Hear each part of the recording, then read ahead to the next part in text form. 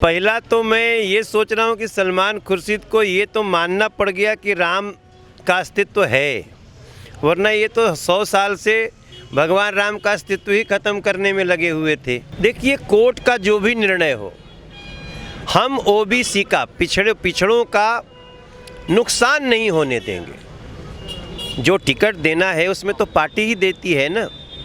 नियम तो तब बनाना पड़ता है जब असमानता होती है। हम असमानता नहीं होने देंगे। कांग्रेस के बड़े नेता सलमान खुर्शीद के उस बयान को लेकर विवाद खड़ा हो गया जिसमें उन्होंने राहुल गांधी की तुलना भगवान राम से कर दी है। इस बारे में ज़्यादा कुछ जानने के लिए और प्रतिक्रिया लेने के लिए हमारे साथ भाजपा के सांसद मनोज तिवारी जी हैं। मनोज तिवारी जी, किस तरह देख रहे हैं, अब भगवान से तुलना हो रही है किसी नेता की? देखिए, मैं इसको दो तरह से देख रहा हूँ। पहला तो मैं ये सोच रहा हूँ कि सलमान खुर्शीद को ये तो मानना पड़ गया कि राम का अस्तित्व है, वरना ये तो 100 साल से भगवान राम का अस्तित्व ही खत्म करने में लगे हुए थे। दूसरी बात, अगर जान गए हैं आप कि राम थे, राम कौन हैं, तो कम से कम उनको ये भी जानिए कि राहुल गांधी की तुलना करेंगे राम से तो आपको लोग मानसिक इलाज के लिए बोलेंगे। आप भगवान राम के भक्त बन जाएं राहुल जी, यही उनके जीवन की बहुत बड़ी उपलब्धि होगी। हम सब राम जी के भक्त हैं, हम लोग राम जी की मर्यादा के पालन करने वाले हैं। कोई व्यक्ति राम नहीं हो सकता।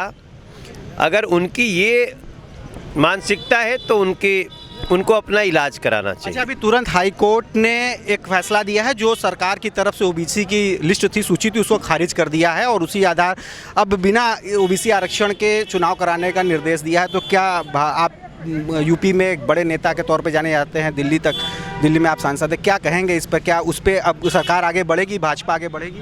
देखिए, कोर्ट का जो भी निर्णय हो, हम ओबीसी का पिछड़ों का नुकसान नहीं होने देंगे। जो टिकट देना है उसमें तो पार्टी ही देती है ना।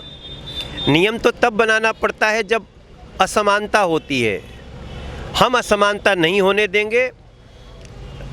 जितने भी पिछड़े लोगों का जो हक है उनको पूरा मिलेगा। तो क्या इसको लेके इसको चुनौती देंगे ऊपर की अदालत में कि इसी के आधार पर चुनाव होगा? अब वो पार्टी देख लेते हैं, आप शाम तक बता देगी, लेकिन हम पिछड़ों का नुकसान नहीं होने। आप फिल्म इंडस्ट्री से जुड़े हुए हैं। अभी श्रद्धा मर्डर केस की बात करें, उसको लव जिहाद से जोड़ा गया और अभी एक टीवी एक्ट्रेस को भी लव जिहाद से जोड़ा जा रहा है। उसके जो बॉयफ्रेंड को अरेस्ट भी कर लिया गया है। तो क्या मान रहे हैं, ये जो फिल्म इंडस्ट्री को इस तरह से कौमी चीज़ों से जोड़ा जा रहा है, लव जिहाद से जोड़ा जा रहा है?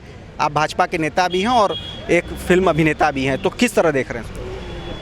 देखिए, जितनी चीज़ें आ रही हैं इसमें कोई दो राय नहीं है कि कुछ लोग ये लव जिहाद कर रहे हैं। कुछ ऐसी मानसिकता के लोग हैं जो ऐसा कर रहे हैं और उनको कड़ी से कड़ी सजा मिलनी। फिल्म इंडस्ट्री भी इससे अछूती नहीं है। फिल्म इंडस्ट्री भी इससे अछूती नहीं। अरविंद केजरीवाल, जिसको लेकर आप हमेशा मुखर रहते हैं, अभी संन्यास साधना में जा रहे हैं। किसी तरह का संचार या किसी तरह का मोबाइल, किसी तरह के संपर्क में नहीं रहेंगे और 10 दिनों के बाद आएंगे, नए वर्ष में लोगों को दर्शन देंगे। क्या कहेंगे, वो साधना में जा रहे हैं? नहीं, उनको जाना चाहिए और ये उनको अब सोचना चाहिए कि जो दिल्ली से वादे किए थे वो सिर्फ होर्डिंग तक ही रहेंगे, एडवर्टीजमेंट तक रहेंगे या ज़मीन पर उतरेंगे। मुझे लगता है वो भी समय उन्होंने ख़त्म कर दिया है। अब 2025 के बाद परमानेंट इनको साधना के लिए दिल्ली भेज देगी। दिल्ली की आबो हवा किस तरह से अभी है, क्योंकि लगातार ये बातें आ रही हैं और इस जो मोहल्ला क्लिनिक से लेकर उसके भी रिस्पांस बहुत अच्छे नहीं आ रहे हैं। दिल्ली और कोरोना बढ़ता चला जा रहा है। किस तरह की चिंता है दिल्ली की आबो हवा को लेकर, या दिल्ली सरकार से क्या कहेंगे? नहीं, हम कोरोना के प्रति सबको कह रहे हैं, भैया सब कोई सजग रहे, सोशल डिस्टेंस रहे और हम दिल्ली को भी संभालने के लिए पूरी कोशिश करें। तो ये थे हमारे साथ मनोज तिवारी, जिनका साफ कहना है कि कोरोना को लेकर सब लोग सजग रहें और दिल्ली को लेकर भी वह संभालने के लिए तैयार हैं। उनकी पार्टी दिल्ली को संभालने के लिए तैयार है। रोशन जायसवाल, वाराणसी, यूपी तक।